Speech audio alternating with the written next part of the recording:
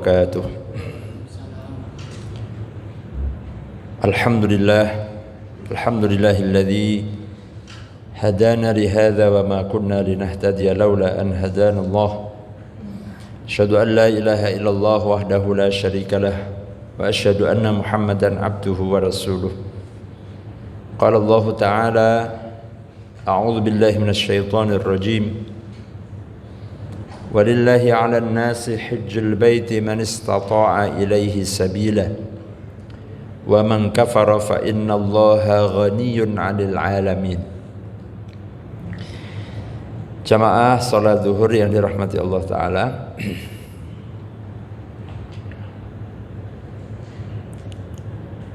alhamdulillah Allah Subhanahu wa Ta'ala menjadikan kita bangsa Indonesia ini, umat Islam Indonesia ini adalah umat yang paling besar di seluruh dunia dari sisi jumlahnya, dan yang paling besar melaksanakan ibadah rukun Islam yang kelima, yaitu ibadah haji, dan juga yang paling banyak juga, yang paling besar juga yang melaksanakan ibadah umroh juga di Baitullah. Dan termasuk juga adalah jamaah yang paling baik, yang paling tertib, yang paling disiplin seluruh dunia. Dan itu bukan penilaian kita, tapi penilaian pemerintah Saudi Arabia dan juga jamaah yang lain. Bagi yang tidak percaya, silahkan berangkat ke sana, nanti tanya orang Arab bagaimana jamaah Indonesia, pasti mereka akan menjawab Indonesia bagus. Ya. Nah, jamaah rahimakumullah, ada satu ayat yang kita baca tadi di muqaddimah. Allah Ta'ala berfirman, a'udzubillahi minasyaitonir rajim. Walillahi 'alan nasi hajjul baiti man istata'a ilaihi sabila. Dan diwajibkan atas kalian atau atas manusia menunaikan ibadah haji karena Allah ke Baitullah bagi siapa yang memiliki istita'ah, kemampuan untuk pergi ke sana. Wa man kafara fa innallaha ghaniyyun 'anil 'alamin. Dan barang siapa yang kufur, yang mengingkari, maka sungguhnya Allah tidak membutuhkan. Allah itu maha kaya atas segala yang ada di alam semesta raya. Hari ini kalau kita mau daftar haji dari Jogja ini ya, ini kalau kuotanya masih seperti kemarin, maka antreannya itu daftar tunggunya 65 tahun. Ya, ini kira-kira umurnya tekan orangnya. Tapi kalau kuotanya tahun besok ini normal kembali seperti biasa, maka antreannya sekitar 35 tahun, jadi separuhnya. Karena memang haji 2002 kemarin itu jumlahnya separuh, 50%-nya lah kurang lebih. Nah, mudah-mudahan tahun besok ini ya bocorannya sudah normal lagi ya, sehingga tidak hanya 1 juta tapi kembali 2,5 juta ya. Nah, jamaah rahimakumullah, dan lebih ekstrim lagi di Malaysia itu antrean hajinya sudah 145 tahun ya. Itu katanya sudah mati 3 kali belum berangkat itu ya. Mati, hidup lagi, mati lagi, hidup lagi, mati lagi ya. Itu pun masih belum berangkat kalau nunggu itu. Sungguh betapa demikian istimewanya orang untuk bisa haji itu. Punya uang ya. Ya mungkin ada yang bilang itu kan kalau haji reguler Pak, kalau haji yang hajinya plus kan bisa langsung. Enggak bisa. Plus pun juga sekarang antri. Antrinya pun rata-rata antara 7 sampai 10 tahun. Yang harganya 3 kali lipat atau mungkin bisa 5 kali lipat dari yang biasa. Dan pemerintah nampak-nampaknya tahun depan ini mau tidak mau, suka tidak suka akan menaikkan biaya haji. Ya, kalau dulu namanya ONH ya, ongkos naik haji, makanya nggak pernah turun. Ya, karena namanya juga naik, ya, ongkos naik haji, jadi setiap tahun naik. Gitu. Jamaah rahimakumullah, dari pelunasan haji yang sekitar 35 atau 40 tergantung embarkasi, itu realnya, menurut informasi pemerintah itu realnya yang mengeluarkan biaya untuk haji itu satu orang 94 juta. Jadi disubsidi oleh pemerintah itu 64 juta. Wah, enak banget orang haji disubsidi per orang itu 64 juta. Ya jangan lupa dulu, uangnya kan sudah parkir 20 tahun. Ya, nah itulah uang yang berhenti itu dikelola oleh, sekarang ada badannya namanya BPKH ya, Badan Pengelola Keuangan Haji ya Pak Anggito Abimanyu itu. Nah, tapi kalau ini terus ya dengan mensubsidi yang terlalu besar, nanti yang belakangan nggak dapat ini ya bisa jebol ya, karena nggak nutup berapa. Walaupun diinvestasikan, diputar.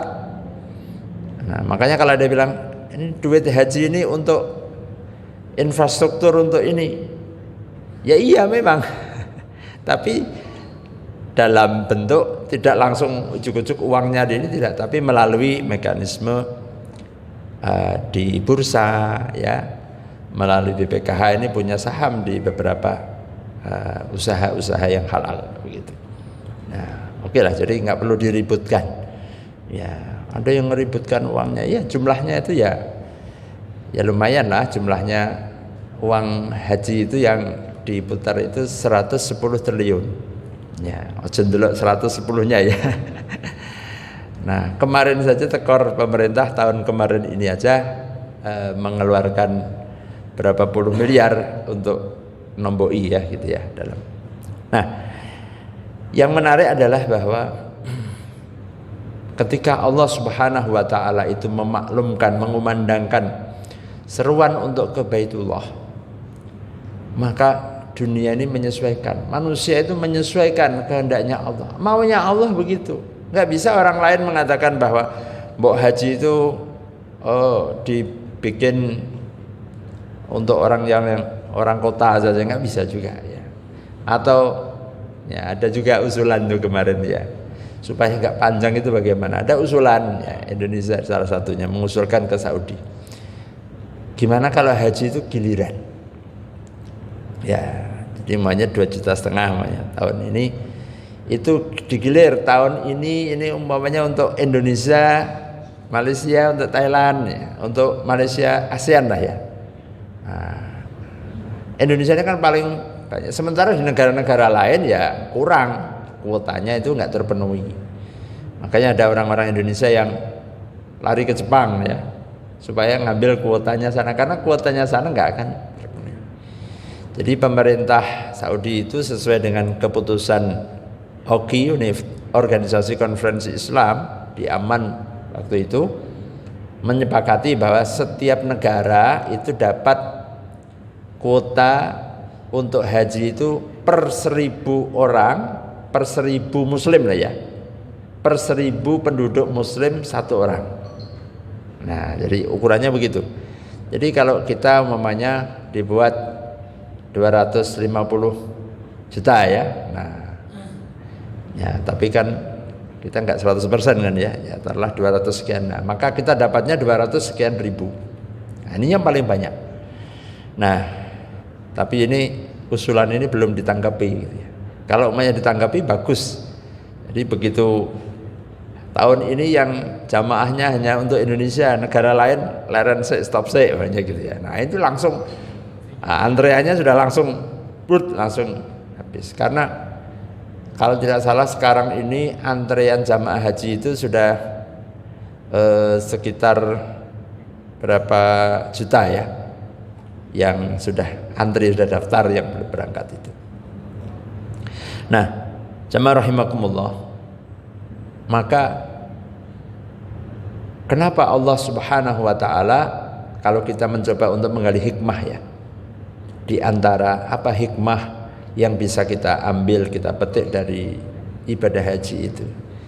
Memang Allah memberikan kekhususan bahwa ibadah ini tidak berlaku untuk semua. Beda kalau sholat itu berlaku semua. Ya, puasa berlaku untuk semua ya, kecuali yang hanya uzur.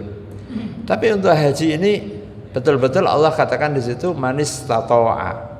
Ya, jadi benar orang-orang yang istita'ah, orang yang memiliki kemampuan. Nah, walaupun istita'ah ini masih ada perdebatan tentang apa yang masuk dalam istita'ah ini apa saja. Apakah hanya harta saja, sangu saja, ataukah juga hal-hal yang lain, kesehatan ya. Nah, karena ini orang Kementerian Kesehatan juga masih berdebat ini tentang masalah orang yang cuci darah itu ya, bisa nggak dia itu masuk kategori istita'ah atau tidak istita'ah ya. Kalau orang TBC itu udah nggak bisa. Jadi begitu sebelum berangkat dites kesehatan itu kan begitu ketahuan ini nggak istita'ah.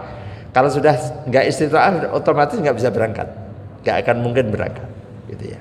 Atau namanya dia positif HIV, nggak bisa. Kalau positif COVID masih ditunggu. Ya, seperti kemarin ini masih ada aturan begitu ya. Kemarin harus jamaah haji harus positif, harus negatif COVID ya.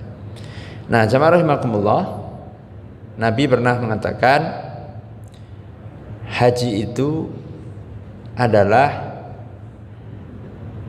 bentuk ya cara Allah Subhanahu wa taala untuk mempercepat, ada percepatan istilahnya. Bahasa orang sekarang mungkin kuantum ya, lompatan. Dalam hal apa? Dalam hal peleburan dosa, penghapusan dosa, pembersihan dosa ya. Ini ada dosa-dosa yang mungkin itu kalau nggak pakai haji itu nggak bisa bersih gitu. Nah, maka orang ini, tapi kan saya setiap hari istighfar 100 kali ya Ustaz ya neng. Itu kalau dosanya dosa-dosa biasa bisa bersih, tapi kalau dosanya ini wah sudah terlalu nggak bisa, ini harus pakai haji ini ya. Nah, ini jadi daya bersihnya ini luar biasa. Dan tidak hanya itu, percepatan atau kuantum pahala. Ya. Mungkin kalau pakai reguler kayak gini ya. Nah, ini lama kita ini ya, ngumpulkan pahala setiap hari ini nih. Sedikit itu. Nah, Allah pengen bagaimana umat Nabi Muhammad yang umurnya ini nggak begitu panjang, ya umurnya ini 60-70, ma baina sittina wa sab'ina sanatan, itu kata Rasulullah mengatakan a'maru ummati ma baina sittina wa sab'in. Bagaimana dengan umur yang pendek itu, tapi mereka kelak bisa amalnya itu menyamai para umat Nabi terdahulu. Nah, yaitu dengan haji itu. Nah, coba bayangkan gimana. Sholat sekali di Masjidil Haram. Ya. Kalau hadisnya itu mengatakan washolatun fil Masjidil Harami afdalu min mi'ati alfi sholatin. Dan sholat sekali di Masjidil Haram lebih utama dari 100.000 kali sholat di masjid yang lain.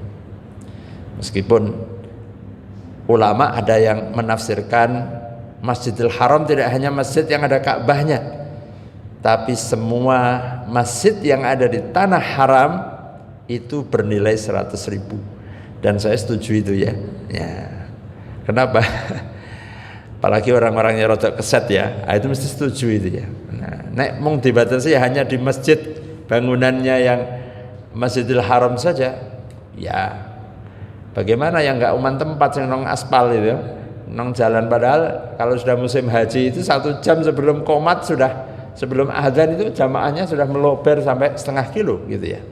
Nah kalau 100.000 hanya berlaku di dalam bangunan masjid, kan masa akeh sing nong jalan nggak dapat 100.000. Nah maka termasuk diantaranya Syekh Abdul Aziz Ibnu Baz menfatwakan bahwa tidak hanya di masjid dalamnya itu, tapi semua yang ada di tanah haram itu mendapatkan keutamaan 100.000 itu.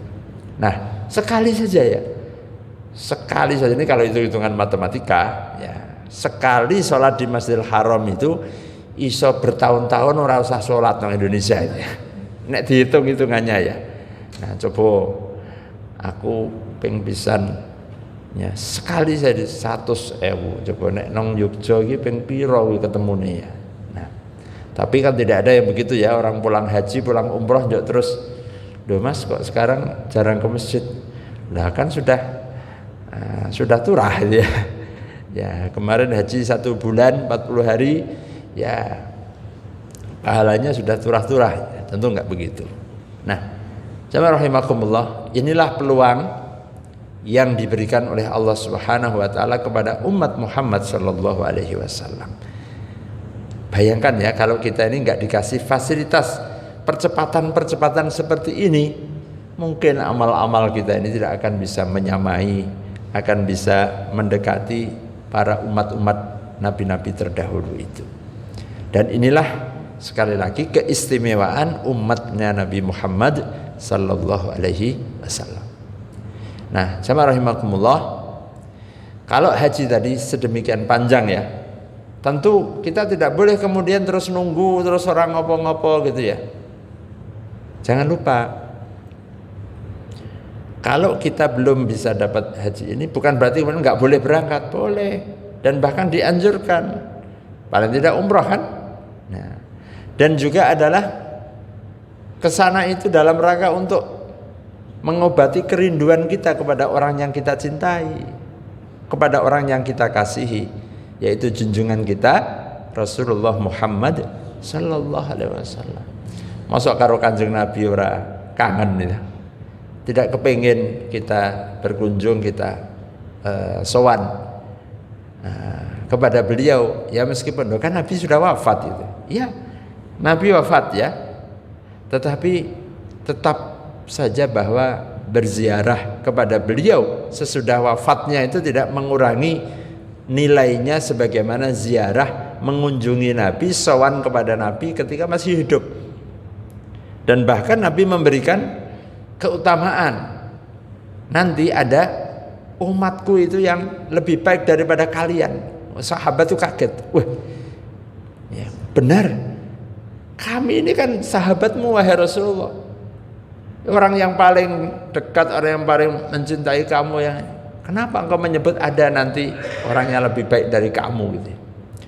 Nah Nabi menyebut nanti ada orang yang tidak pernah ketemu aku, tidak pernah melihat aku, tidak pernah berjumpa dengan aku, tapi mereka mencintai aku dan mereka mengikuti dan taat kepadaku.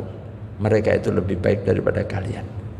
Masya Allah. Jadi kita ini yang nggak pernah ketemu Nabi, nggak pernah melihat Rasulullah ya, ketika kita mencintai beliau, ketika kita merindukan beliau, maka kita di mata Rasulullah Sallallahu Alaihi Wasallam bisa melebihi daripada sahabat-sahabat yang setiap hari ketemu dengan Rasulullah Sallallahu Alaihi Wasallam. Nah maka dari itu saya selalu mengajak kepada siapapun ya, kalaupun Anda belum pernah atau belum sempat, belum bisa untuk berangkat untuk haji karena tadi ya aturannya demikian, maka upayakanlah untuk tetap bisa ke tanah suci, yaitu untuk umroh. Ya, ojo kok rono mengwisata, orang niat umroh itu ya, orang nganggo kain ihram itu ya, mung dolan-dolan nang Madinah ngarepe Mekah mung foto-foto tok, selfie, wah wis tekan ngarepe Masjidil Haram, fotone iki ana tapi ora ibadah. Jangan. Ya, ketika di sana ke Mekah ke Madinah niatnya adalah untuk melaksanakan ibadah umroh yang itu dituntunkan oleh Rasulullah Sallallahu Alaihi Wasallam, dan juga bagaimana supaya untuk mengobati kerinduan kita itu. Nah ini pertanyaan ya, jangan-jangan kita ini nggak ada rindu sedikit pun dengan Kanjeng Nabi, neng sesuk berharap jaluk syafaate, kita terus piye gitu loh. Kita ini kan semua berharap nggak bisa masuk surga kalau nggak dikasih syafaat Nabi, kan begitu semua manusia nanti. Lah, tapi kita nggak pernah ada keinginan, tidak ada rasa cinta, tidak ada rasa kangen gitu ya kepada Rasulullah yang kita harap-harapkan syafaatnya. Nah, kira-kira yang begini nih wangun dapat syafaat apa tidak? Nah itu saja, nggak usah jauh-jauh. Orang yang kita harap-harapkan kelak di hari kiamat memberi syafaat kita, berharap kita dibantu oleh beliau, dan bahkan kita tidak bisa masuk surga kalau tidak dapat syafaat beliau. Loh kok kita ini nggak ada rasa kangen, tidak ada rasa rindu, tidak ada rasa cinta, pengen kita datang kepada beliau. Nah maka hadirkanlah rasa kekangenan, kerinduan kita kepada junjungan kita, kepada Rasulullah Sallallahu Alaihi Wasallam itu, yaitu dengan cara kita berkunjung ke sana. Nah, dan sekaligus juga kita melaksanakan umroh, yaitu tawaf, sa'i, ya tahallul di Makkah Al-Mukarramah. Nah, Bapak Ibu rahimakumullah, jamaah yang dirahmati Allah, sama sekali ini bukan masalah punya duit atau tidak punya duit, tapi masalahnya adalah sejauh mana kemauan niat, sekuat apa niat yang ada dalam hati kita itu. Kalau memang niatnya kuat tapi Allah belum kasih jalan, tidak ada masalah. Ya memang Allah belum kasih. Tapi yang menjadi masalah adalah jangan-jangan kita ini sudah bisa sebenarnya. Sanggupnya wis turah, wis cukup. Tapi karena niatnya nggak ada atau niatnya kurang kuat, tinggal sing liyane. Ambangane 35 juta nggo umroh, untuk no motor ya, oleh NMAX anyar siji gitu. Begitu. Jadi lebih mengutamakan motor anyar kan gitu ya. Atau untuk hal-hal yang lain. Oh ini iso tuku nggo iPhone sing seri terbaru kan gitu ya. Nah, tetapi kerinduan untuk bisa berjumpa, mengucapkan salam kepada Nabi sallallahu alaihi wasallam, kita di hadapan di makam Rasulullah kita mengucapkan assalamu alayka ya Rasulullah. Dalam hadis Nabi, siapa yang mengunjungi aku, berziarah kepadaku, maka aku akan menjawab salamnya. Allah Subhanahu wa taala berikan kepada keistimewaan kepada ruhnya Nabi sallallahu alaihi wasallam, maka dijawab semua salam-salam dari umatnya itu. Dan tadi ya yang menjadi kekhawatiran, kegalauan, kegundahan kita itu awak iki seseorang diakoni Kanjeng Nabi, karena kita ini nggak ada rasa rindu, nggak ada rasa ya. Coba orang yang kita cintai, orang yang kita pasti kan kita, mamanya orang tua kita, pasti kita pengen kapan kita suatu saat bisa pulang, bisa mengunjungi, kita datang bawa oleh-oleh, kita nyenangkan kan begitu ya. Nah begitu juga bagaimana kita dengan orang yang kita kasih, dan beliau adalah kekasih Allah Subhanahu wa taala. Maka hadirin rahimakumullah, kuatkan, niatkan di dalam hati kerinduan kita kepada Rasulullah, kerinduan kita kepada Baitullah, untuk kita tawaf, untuk kita mengagungkan Allah Subhanahu wa taala dengan beribadah di tempat yang Allah tentukan. Karena memang nggak bisa tawaf itu kita ganti di masjid yang lain, ora iso ya, dipindah nang masjid mana gitu ya, nggak bisa. Harus di Masjidil Haram, dan itu harus pergi ke Mekah, itu nggak bisa diganti. Bisa nggak usah tawaf itu virtual itu, orang iso tawaf virtual ya, kayak ya kalau orang rapat bisa virtual, tapi tawaf nggak bisa, tawaf virtual nggak bisa. Nah itu harus datang ke sana.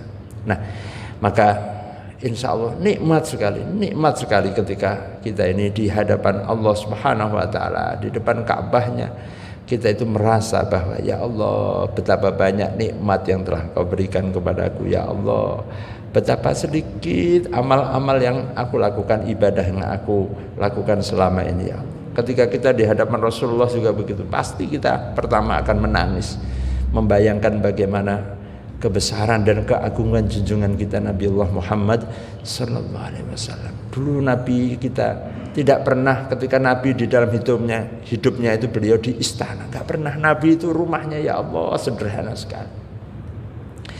Kalau melihat rumahnya Nabi yang sekarang menjadi makamnya Nabi itu masih seperti tidak di mewah-mewah.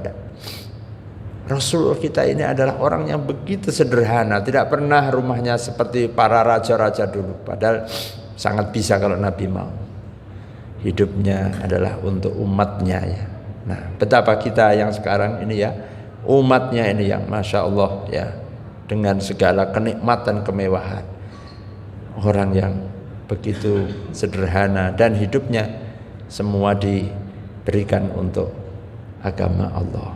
Nah, ini hadirin rahimakumullah, mudah-mudahan kalau kita ini sudah bisa ke tanah suci, kerinduan kita terobati ya, dengan harapan semoga kita semua kelak mendapatkan syafaatnya Rasulullah sallallahu alaihi wasallam. Kita semua kelak disambut oleh Nabi di depan pintu surganya. Ini umatku yang aku banggakan. Mudah-mudahan kita termasuk di antara mereka itu. Aqulu qouli hadza wa astaghfirullahal azim li wa lakum. Billahi taufiq wal hidayah wallahul muwaffiq ila aqwamit thariq. Assalamualaikum warahmatullahi wabarakatuh.